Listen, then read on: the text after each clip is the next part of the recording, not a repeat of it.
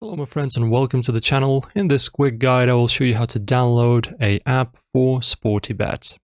A very handy way to access your services through your phone anywhere you are.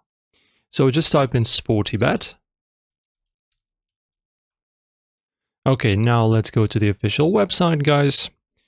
And whether you're registered or not, or logged in or not, it doesn't matter. Just as you can see, we have this app that says Hot tab. Just click on it. And as you can see, the application is available for both Android and iOS completely for free. So you can just tap on this button. And as you can see, I'm already prompted to download the APK file. And of course, you can download it for the iOS as well from the corresponding Apple Store.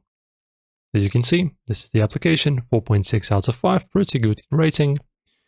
So as you can see, guys, very easy. Both platforms are available. So as I understand, it's not available for desktop, but I suppose you can just use this from your browser, so it's not really required. So guys, that's it. Thank you for watching. If this helped you, like the video and subscribe to the channel. See you in the next one.